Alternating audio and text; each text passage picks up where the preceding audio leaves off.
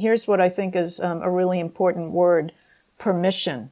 I think this is terribly important to fiction and nonfiction writers, is giving yourself permission to explore. Having the kind of ego maturity so that you can allow yourself to write something that's not very good, to allow yourself to be a beginner at something, to allow yourself to continue learning and to start something new.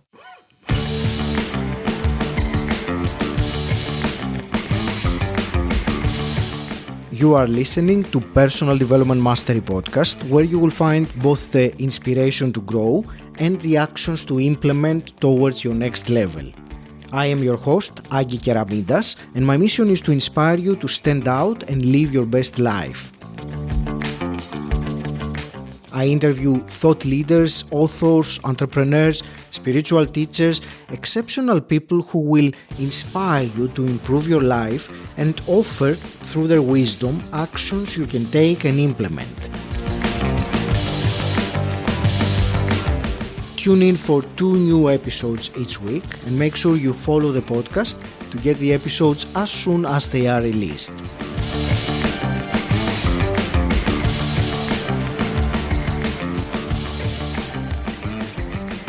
In today's show, I am thrilled to speak with Lisa Towles.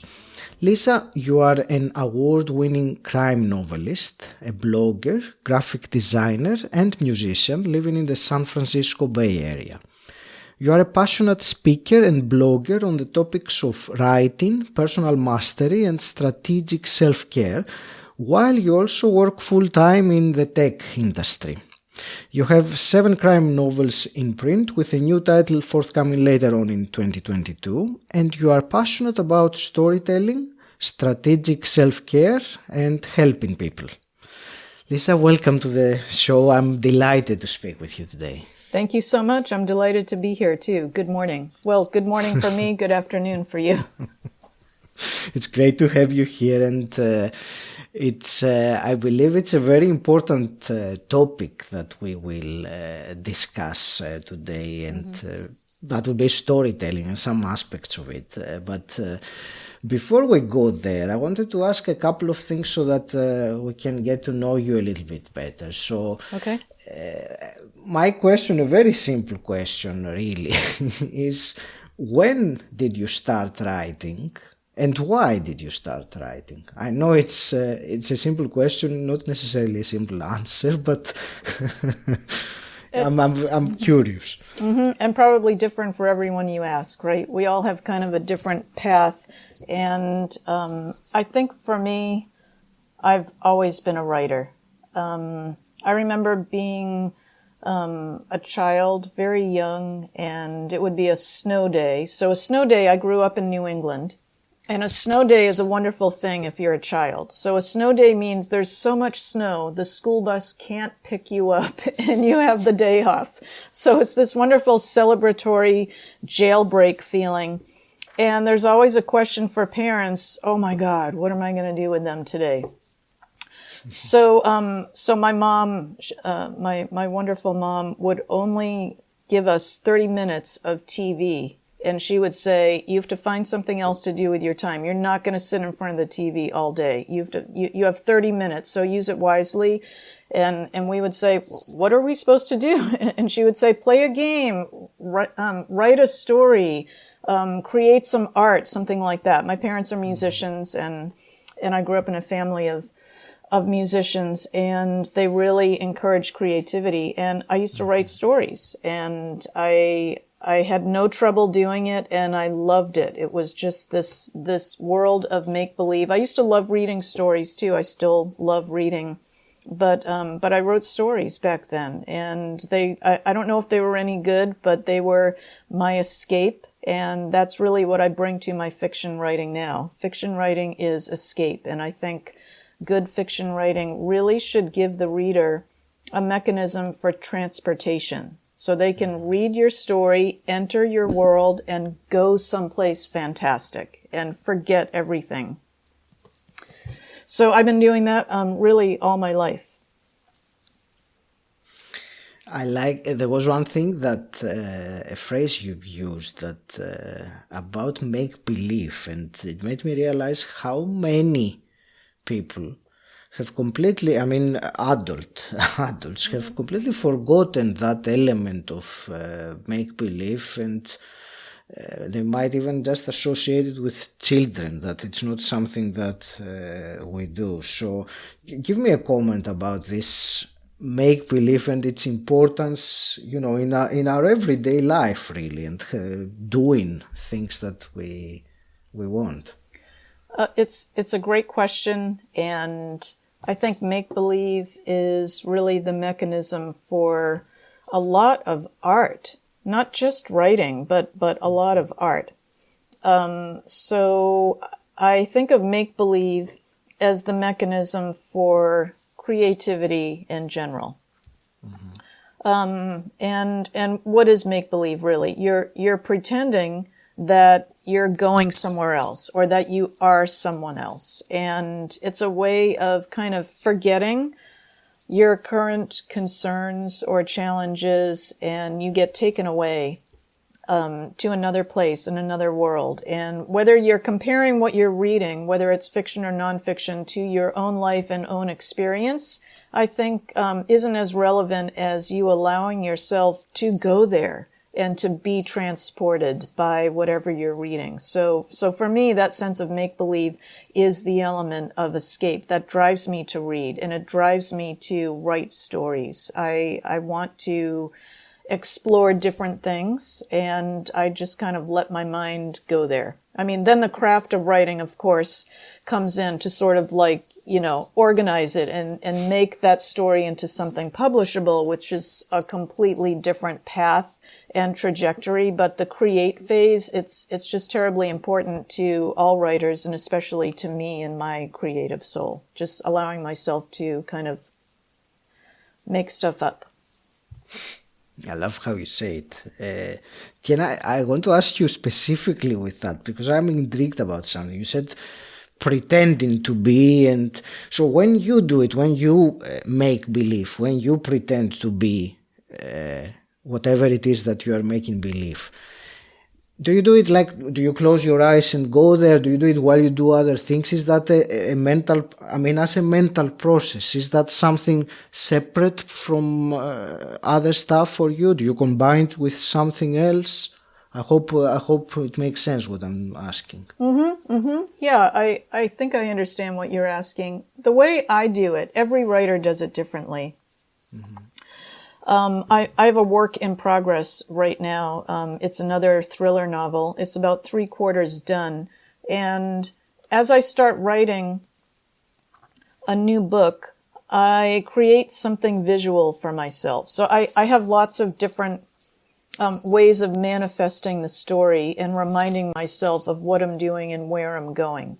One of the things that I do is I create a PowerPoint slide deck where each character is a different slide, and I map the characters to different actors on TV, in movies. So that way I kind of envision that character would be played by, Ken Branagh, Mel Gibson. I mean, like whoever it is that really reminds you of how this character is. And I relate my main character to an actor that I know and that I've seen in movies, because that way I know how they talk. I know how they think about things. I know how they deal with challenges, how they express excitement. And so when it comes to writing dialogue, it's a no-brainer. I know exactly what they would say and what they would do. So I have that visual, and I go on Google Images and I find images of them. And I don't send this anywhere. I just keep it for myself. And I do that for every character. So that's really fun. And another thing that I do is I find some sort of representative music that captures this. I do make a playlist. I usually make like a YouTube playlist of different compositions that are kind of like the vibe of the story, different parts of the story. But then I also have kind of like one sort of thematic anthem-like piece of music that represents the vibe of the story. So I write crime thrillers, and so think of the soundtrack to like the Jason Bourne movies or something. That's exactly the vibe that I'm going for. That's brilliant. Thank you. That's it's fascinating to know as techniques, and I was thinking how this could be, especially the first thing you said about picking an actor and having a visual of a person that could really help very much. I get it, even though I don't write like fiction, but still I think I was thinking of a way I could implement something like that when you're doing, for example, when you're planning your future, or when you're setting some goals for yourself, because there is also that process of creation and making believe in a different way. But I was trying to think of a way that it could be used in a different setting. Yeah, I think we're going to talk today about not only we're going to talk about storytelling techniques, and one of the ones that I don't want to get too ahead of you, but one of the things I was going to talk about is visualization of the finished product. So you were just talking about how would you apply this kind of more broadly.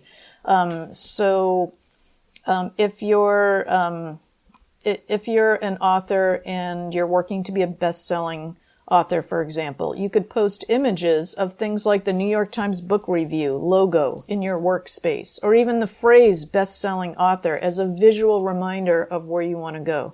As a business leader, if you're working on being invited to be a keynote speaker, if that's something that you really want to do and you want that to be the next step in the evolution of your career as a public speaker, post images of other keynote speakers on a stage in your workplace with lights on them, pictures of TED Talk speakers. That's one thing that I do about kind of keeping myself motivated, is I keep images that represent what I want to do and what I want to create and how I want to evolve in my workspace. Hi, it's Agi here, interrupting you with something you may find useful. One of the most frustrating feelings is when you're trying to focus, but you can't get your brain to concentrate on the important work in front of you. This happens to me all the time, and if it happens to you too, you are not alone. 40% of people say they have to make a big effort to concentrate. But if you're having trouble getting focused, I have a solution for you. I'm so excited to be partnering with Brain FM. Brain FM is a great app, and I use it to block out my mental chatter and zone in on my number one priority of the day.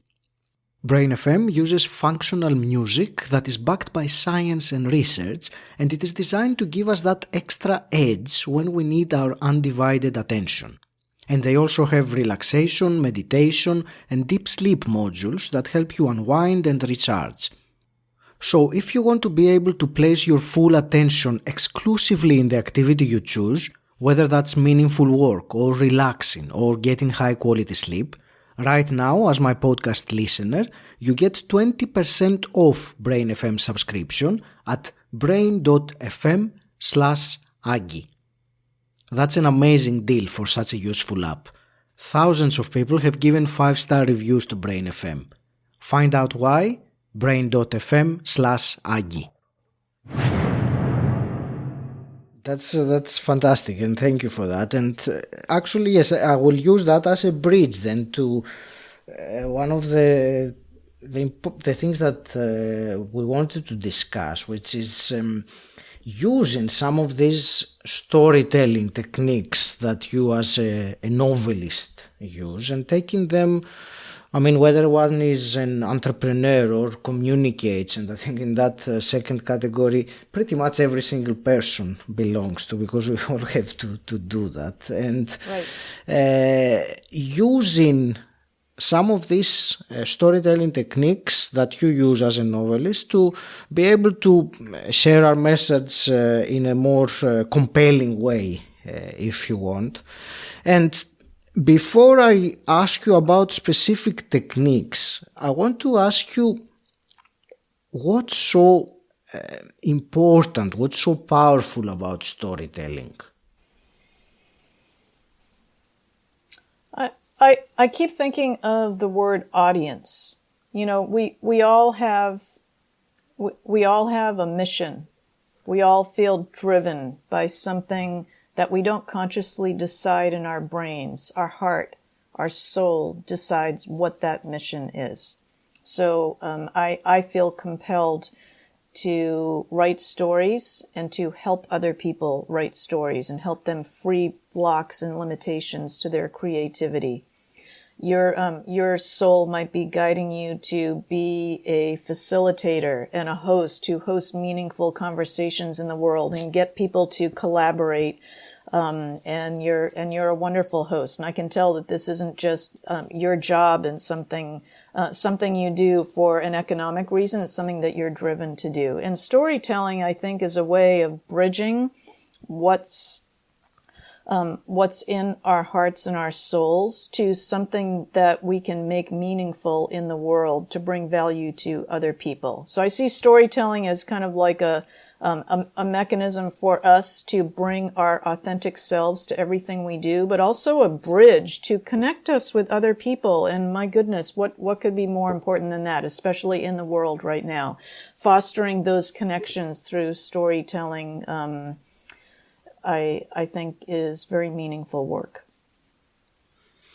It most certainly is, and I will share with you, Lisa, that a few years back, not very long ago, 3-4 years back maybe, I was completely unaware of this fact of storytelling. I thought it was something for authors or something, it had nothing to do with, your day-to-day communication, even though I always admired and was compelled by people who were sharing stories in a great way.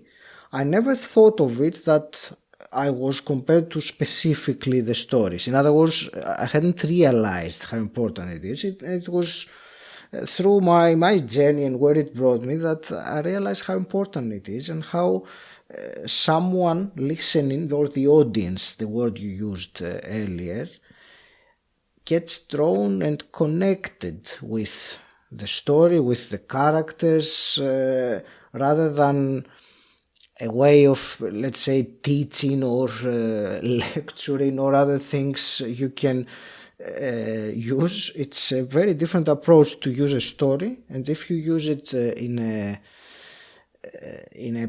a way that is I will actually leave that to you rather than me trying to explain what's the best way to share a story. No, you're doing a great job. I understand exactly where you're going with that. If we're talking about keynote speakers, so if you picture someone who has been hired to be a keynote speaker, that person has a message, and the way that they deliver that message made them be invited to be a speaker. So now they have their story and they have the audience. How are they going to reach that audience? As you said, standing up at a pulpit and talking like you're giving a lecture and teaching people things, you might not reach people that way. The way that you can reach people is by making them feel like they're like you. That way you're decreasing that separation. There's not like a sense of high and low and me and them. It's more of fostering a sense of us, the collective human experience. So talking about a story, relaying a story from your personal life of how you solved a problem, or a funny story. Humor is incredibly compelling when you're building a bridge to people. I think it's a way that you can engender your audience to feel like they're close to you, to feel like they're like you, to feel like we all have a universal story. So I think it's a way of bringing people in. Absolutely. I like very much how you describe it. Do you want to share with me some more techniques? Now I'm very much, I like, because you started sharing things that can be applied. Mm-hmm. So I would like to hear a few more, whatever you believe is relevant or very important. Okay. So we talked a little bit about music. Music that sort of keeps you in the zone. What is the zone? That's whatever your most inspired state of mind is. I write crime thrillers, so I like fast-paced instrumental music. And that's what I listen to when I'm writing to kind of put me, to sort of help me concentrate and immerse myself in the story. And then we also talked about visualizing the finished product, imagery in your workspace to keep you on target and motivated. Couple other things that I really like doing is something called empty cup. So I have I have an empty cup file that I keep on my desktop, and it's a way for me to write for 15 minutes when I first wake up. So I'm not one of those writers that gets up at 6 a.m. and writes for 2 hours working on my in-progress novel. No, I'm a night owl. I write from like 10 to 11 at night, 10 to midnight. I have a writing group that meets at 10 p.m. and I definitely, it takes me a while for my that creativity for fiction writing to wake up. What I do with the empty cup is, sometimes I do this at night before I start writing too, it's a great way to empty my mind of residual dream imagery, anxieties, worries, challenges, really just a brain dump to kind of clear the slate for the day. It allows the energy and the excitement of things that are going on in my day to filter in and to fill me up, so that I'm not bogged down with any residual thoughts from the previous day, any challenges or concerns. So I just write for 15 minutes as kind of like a journal. I'm typing, I'm not handwriting. But that's my empty cup exercise. And another thing that works really well for either fiction or nonfiction writers is something called timed writing practice for creativity. So what that can do is it can help you maintain fluidity and generate new ideas. And I learned this practice through one of my mentors. She's a writer, Natalie Goldberg. She's a fiction and a nonfiction writer, and she wrote the book Writing Down the Bones. And I read this book when I was 20, and I wrote and completed my first novel right after I read that book. It just really opened me up. So the timed writing practice is a great way to keep out your internal editor. So here's how it works. If you're going to do a timed writing exercise, you're going to put on a timer, start with 5 minutes. Here's the only rule. You can't, and you have to do this handwriting too. You can't do it typing. So you have a pen, you have a journal or some kind of a notebook, and the one rule is you have to keep writing for 5 minutes. You can't stop. Because if you stop, that's when our internal editor will come in and say, oh, that's not very good. No one will ever want to publish that. You didn't cross that T. You didn't dot that I. That's not a complete sentence. What are you doing? You know how the internal editor kind of gets in. So if you're doing a timed exercise and you don't stop writing continuously for 5 minutes, there's no ingress for that internal editor. It can't get in. And that's why this is powerful.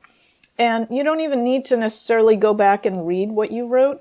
It's the idea of allowing yourself 5 minutes to continue writing. And if you don't know what to write, we all have a fear of the empty page, fiction writers, nonfiction writers. Write the word write, W-R-I-T-E. Just write that word over and over. And you might think that you'll be doing that for 5 minutes, but you won't.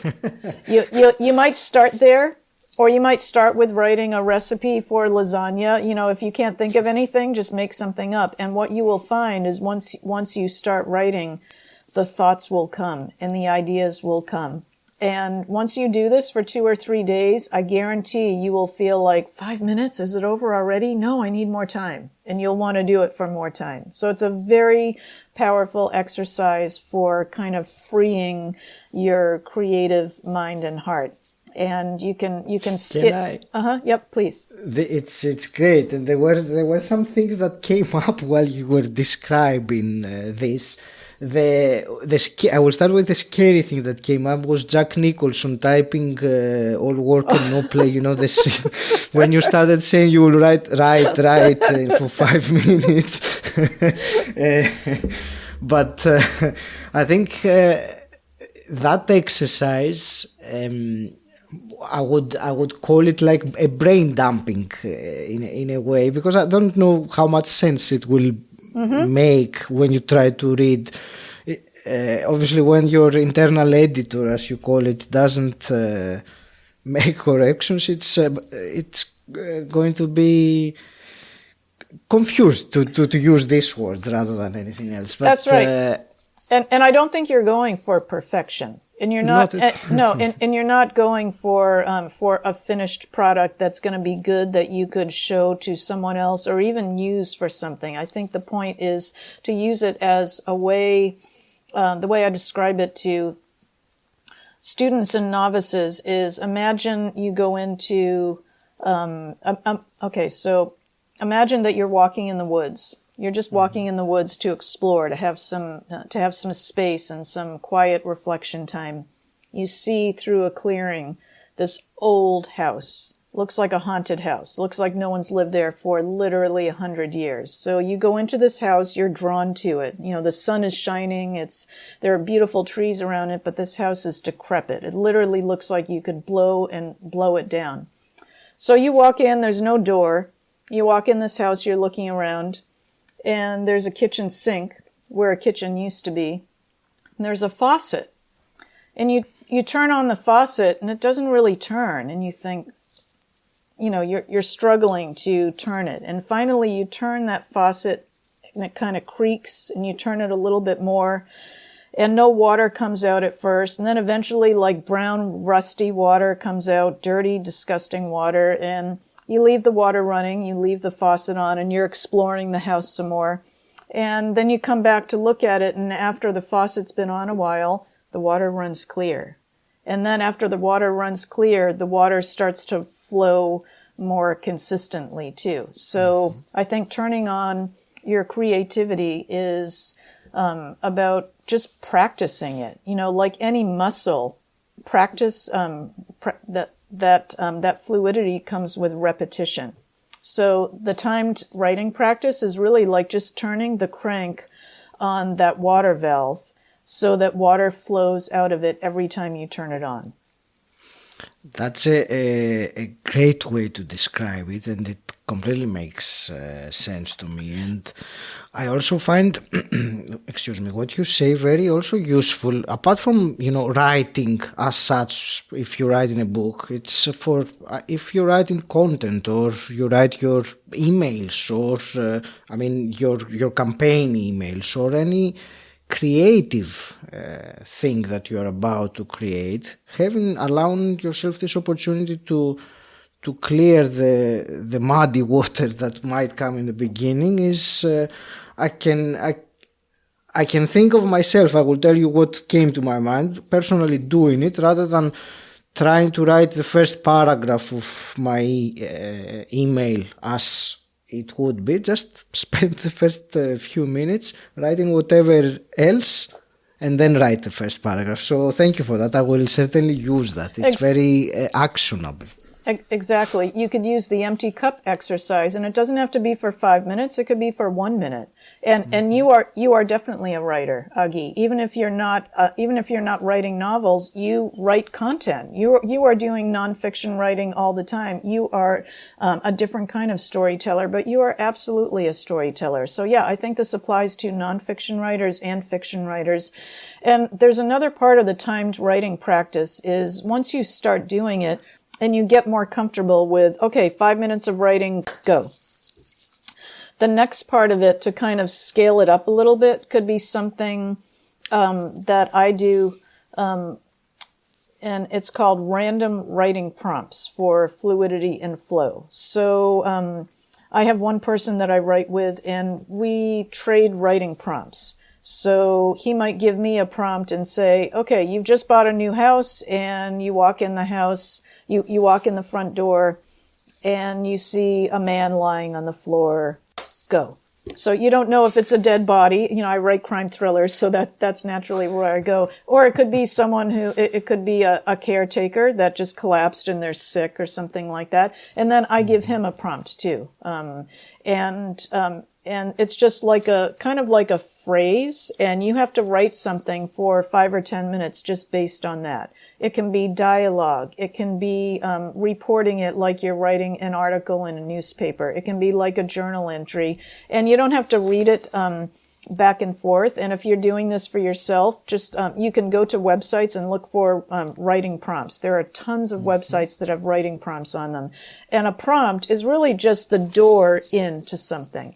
And I think the goal is to be able to read a writing prompt and write for 5 or 10 minutes on that, even if it's not very good, even if you're not showing it to anyone, just to be able to do that, to have that sense of fluidity and flow and exploration. And here's what I think is a really important word: permission. To get, I think this is terribly important to fiction and nonfiction writers, is giving yourself permission to explore.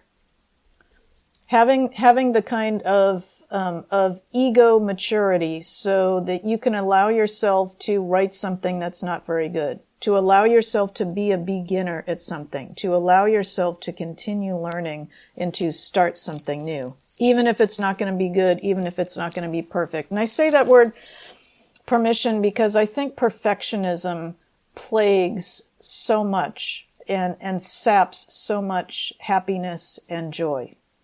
And it's something that I have really worked hard at moving away from in my life, is not being perfect and being okay with not being perfect. Sorry, that was a very long answer. Not at all. You brought up many things for me. I will start with what you just said, even though it's a big topic, perfectionism. For me, I say sometimes I'm a recovering perfectionist. I realized that it doesn't exist. So trying to aim for that puts you in a circle of failure because you can never reach that. Exactly. But perfectionism aside, exactly. You said the phrase giving yourself permission to explore, and I think that's very extremely important, I would say, for anything, not just writing, but anything new or any idea that might come to us. And I have experienced it before. I'm sure that you have, and I bet that the listener can also relate. When you do have an idea or something that comes up, but you let it be, you do not explore it because you don't know what will happen and so on. The thing is, though, that giving yourself the permission, exactly as you said, to explore it, you never know what that might lead to. And exploring is exactly that. You don't have to commit, you don't have to do anything else. Just dip your toe in it. Do something that will move you towards that direction. And what I have found, Lisa, personally, and I have heard, is that when you do that, magic can happen afterwards. So it all starts with curiosity to explore something and allowing yourself, or permission, as you said. So I love that word, magic. Yes, I love that word, magic. Yeah, and I think if you're brave and if you allow yourself, magic can happen, definitely. And you know, one of your other guests, Agi, talked about this in December. Your guest, Scott Campbell. What a wonderful speaker. And he talked about this too, about the need for authenticity, which you were just talking about too, bringing your most authentic self to everything you do. And I think we're afraid. I think as humans, we're afraid to bring our authentic self a lot of times because we feel like we have to be perfect and polished and buttoned up and be absolutely flawless in our execution of everything. And it's hard to get to a place where you believe and you trust that you can be yourself and still be accepted, still be loved, still be supported. I think that's one of the biggest realizations that a human can make at some point too. That that's, in a way, that's the whole point, to actually be authentic and be who you are, rather than who anything or anyone else expects you to be. It's of course it's not easily done, depending. But yeah, it's a very big topic, and Actually, I will use that, Lisa, as a little bridge here to change gear and ask you about a different topic that I know you're very passionate about, and that's self-care or strategic self-care techniques that you mentioned. So I think that's, again, something that maybe it is misunderstood in a way. People think sometimes the word self-care could bring to someone's mind, going to have a massage or going to a spa for treatment. But I would certainly like to hear your thoughts about the importance of self-care for entrepreneurs or writers or basic people like we all are, and some also techniques or what it is that you recommend to achieve that. Well, you mentioned massages, and I think massages are wonderful self-care. I'm definitely not knocking those. And I think you're right. When people think of the phrase self-care, they think of a yoga retreat or a massage or something. And I think there's kind of a broader context of what I call strategic self-care for, you're right, for writers, visionaries, business leaders. I guess I feel like there are some things that we humans are routinely not doing, and they're easy things to do. And by not doing them, they keep us from enjoying the journey. And they're very easy and obvious fixes that people can start doing today. So I have a few things that I talk about. One of them is celebrating wins. So this might seem like a no-brainer, but, and especially celebrating small wins. It's easy to celebrate a big win. That's an obvious cadence in your life. You win an award, you get a new job, you get a raise, like something like that. You buy a new house. You're looking for years and you find a new house and you buy it and you close on it and you move in. Those are the obvious ones. The bad thing about big wins is that there might be a really, really long time in between big wins. What do you do in between that? Our hearts need to be fed a steady diet of encouragement and care. So celebrating small wins gives you those little bits of encouragement. So what's an example of a small win? If you're a writer, you might be you might have written a book, your first book, and you're trying to get a publisher. So you might be going the route where you want to get signed by a literary agent so that they can open the door to a larger publisher for you. So if you're a writer looking for an agent, you will send like what's called a query letter and maybe like 5 chapters of your book to several agents. A small win might be an agent writes back and says, this looks really good. Please send me the whole manuscript. That's called a manuscript request. That's absolutely a small win. And it's worth celebrating because you might send 100 letters like this to different agents before you get one of those. It's a really big deal when it happens, and it should be celebrated. And what are some things that you can do to celebrate them? Buy yourself a present. Tell someone about it.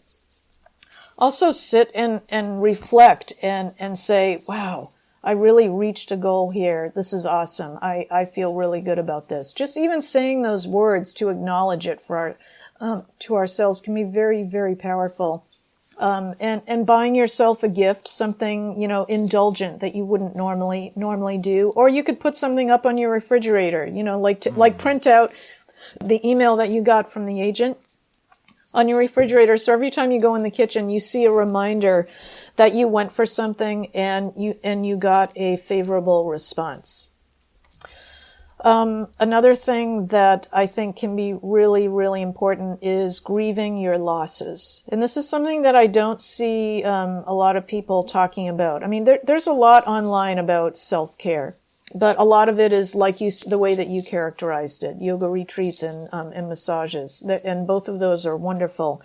But grieving your losses, I think, and I'm not talking about overindulging in this and spending a week wallowing in grief, but I'm talking 5 minutes of reflecting and really feeling your disappointment and honoring yourself for putting yourself out there and going for something and comforting yourself, caring for yourself for a moment before you move forward again. You know, I think we're so conditioned as humans to, you know, the phrase, get back up on your horse. I think we don't even get off of our horse. We don't even allow ourselves to think about it. It's like, go for the next thing, go for the next thing. And I think that motivation and that attraction to the path forward is wonderful. And it really shows your drive. But I think pausing a moment to reflect and say, wow, that really burned. Wow, I'm really disappointed. I went for something and I didn't get the response that I wanted and I don't feel good about it. That's what 𝘁𝗀𝗆𝗲 was talking about, I think. Bringing that reality, bringing that authenticity to your experience. And when you do that, I think the benefits of that are far and wide to your relationship to yourself as a writer, as a business leader, as a visionary. You know, so that way you're acknowledging, you know, when there's kind of a dip in your experience, and then you're also acknowledging, you know, when there's a high point, even if it's just a small high point, you know, you're maintaining a closeness with yourself to acknowledge both of those things. And then if I have time to talk about one more, the last one is saying no. This is, I think, such an important topic. It's been such an important topic for me. And I'm not saying that I do all of these things. I don't do all of these things. I still need reminders to do them. And I've had to spend a lot of time with my own self-discovery, working on being okay with writing things that aren't very good, you know, for that exploration exercise. I still work very closely with myself about giving myself permission and trusting. And saying no has been, it's very difficult. One thing you can do if you're not comfortable saying no is saying not now. So not now is not necessarily no, but it's also not necessarily yes. And I think it's a great kind of path forward. So I think saying no demonstrates self-respect, you know, that we have an awareness of our capacity. So sure, we all have deadlines, big projects, deliverables that we're working toward. And that can be good, that push, but it's not sustainable as an everyday practice. So, you know, I mean, like maybe you feel like saying no, is not something that you need to work on, that you have those good boundaries already. But I think for other people, certainly for me at certain parts of my life, I took on too much.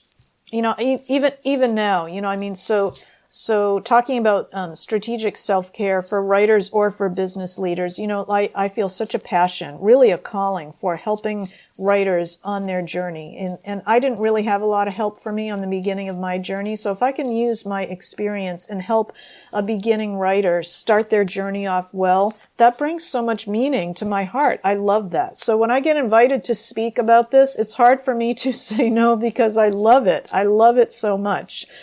But I'm learning about my capacity and my limits. If I say yes to too much, there's not enough left of the authentic me at the end of the day. And if I'm not taking care of my creative heart and my body and my mind, I can't give any good to anybody else.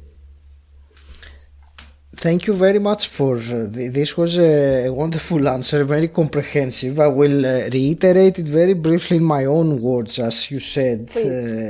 There were those three practices you described of self-care. So the first one was to celebrate the small wins, and I liked you used the phrase to feed our heart with encouragement, and I think that made an impression the way you said it.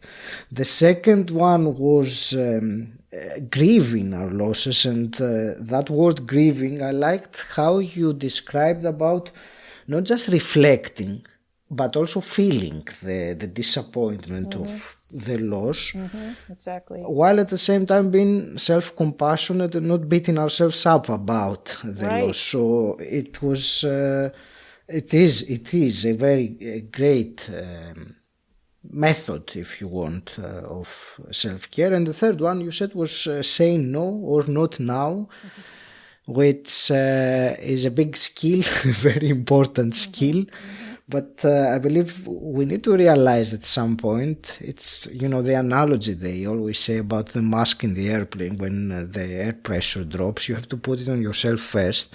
So if you keep on saying yes to everyone else, make sure that you don't say no to yourself. So you have to say no to other stuff rather than yourself. So that was like a small, let's say, summary of some of the things you said. Thank you very much, Lisa. I think you bring up a great point, Agi. You talked about self-compassion and not beating ourselves up. And I think that's so important in the context of grieving losses and everything. It gets back to that topic of perfectionism. We went for something and we didn't get it, and that stings for a minute. And I think it's okay to acknowledge, wow, that stings, that hurts. I'm going to go for something else. I'm going to revise my plan and have kind of a slightly different path forward. But yeah, that doesn't feel good. And reminding ourselves that we don't have to be perfect. And maybe, the thing that we didn't get that we were going for wasn't perfectly in alignment with the next version of ourselves, of where our soul wants us to go. So that's okay. So I love that you brought up self-compassion. That's terribly important. It's important, and I brought it up because it is something that I personally, many of the things that come to my mind are things that are currently in my experience, or I'm working on them. So it's these conversations, and I'm digressing now, they really allow me and my guests many times with the questions to discover some other aspects about ourselves. But anyway, that's again a big topic. Lisa, I would like to start wrapping this wonderful conversation up, and I have some quick fire questions to ask you. So tell me first, what does personal development mean to you? Personal development, what it means to me is looking inside. Feeling that permission and summoning the courage to look inside yourself, to look inside yourself at what you are, what you're not, and what you want to be, and feeling comfortable with all of it. Great question. I love that question. Great answer. Can I ask you the question now? What does personal development mean to you? Thank you for yes, that's something that not many of my guests have done, but so I congratulate you. So for me is in a similar way that what you said is discovering who we truly are inside, and discovering sometimes, or I used to think that discovering implies building stuff and building and growing, like development as the word describes. But I realized that that's only a part of it. There is another even bigger part of it, which is removing the elements that we have, which have been acquired, that they're not who we truly are. So again, it's a similar answer to you, going to our authentic self, who we really are, discovering that, and hopefully living that. So that's what, for me, personal development is the journey towards there, because I think it's a journey and not an end point. But thank you for asking me that. So my turn now. Okay. Just a hypothetical question. Going back, if you could go back in time and meet your 18-year-old self, what's one piece of advice you would give her? Oh, I love that question. I feel like I could talk for an hour about this question, and I don't think I have an hour left. What would I tell my 18-year-old self? Well, really, by and large, what my 18-year-old self didn't have was any trust whatsoever that I could be myself in the world. I felt like I had to be someone else. I felt like I had to be perfect. I had to be a perfect version of this role and that role. And I had to constantly prove myself. I felt like I had to constantly prove myself, my value, my worth, my contribution, my skills. And yeah, what I would tell myself is that you can be exactly who you are and still be loved and accepted and supported in the world. So stop wasting time and start creating. That's what I would say. Thank you. And Lisa, I'm always very big on giving to the listener one actionable item.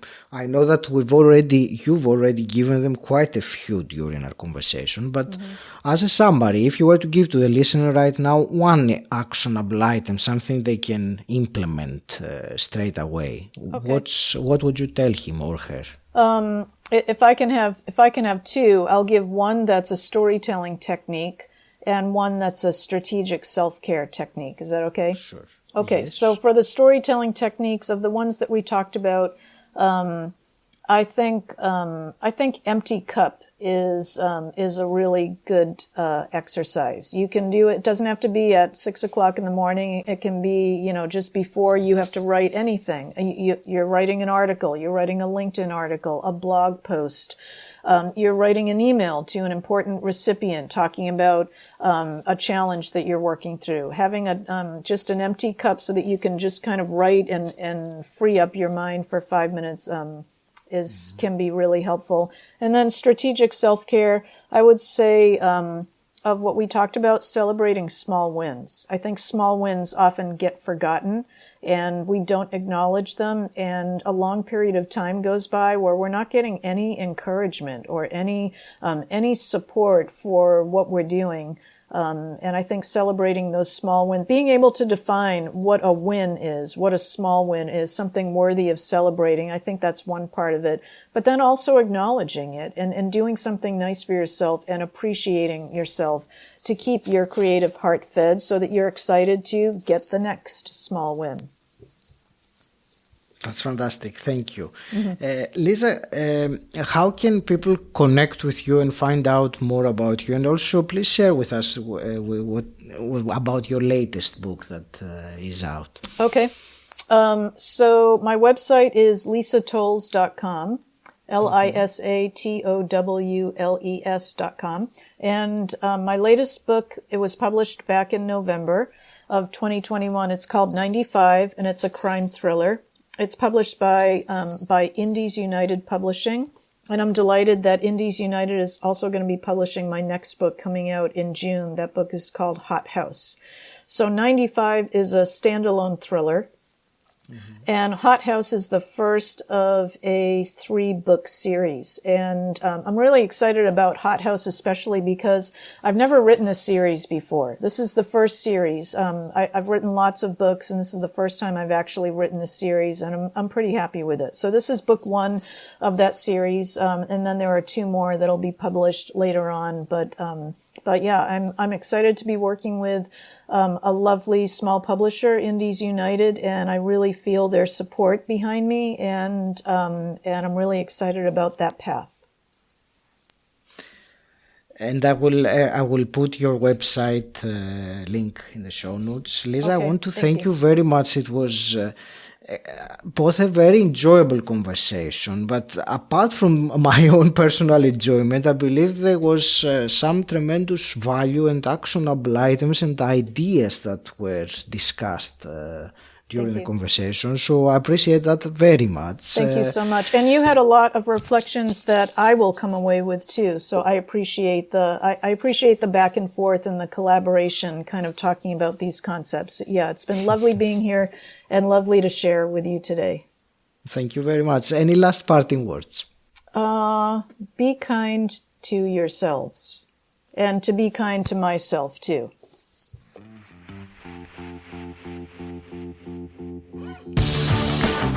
I hope you enjoyed listening and that you got a huge amount of value from today's episode. If you have, please share this episode with someone who you think will benefit from it. If you want to know more about what I do, visit my website 𝗁𝗁𝗶𝗄.com. And until next time, stand out, don't fit in,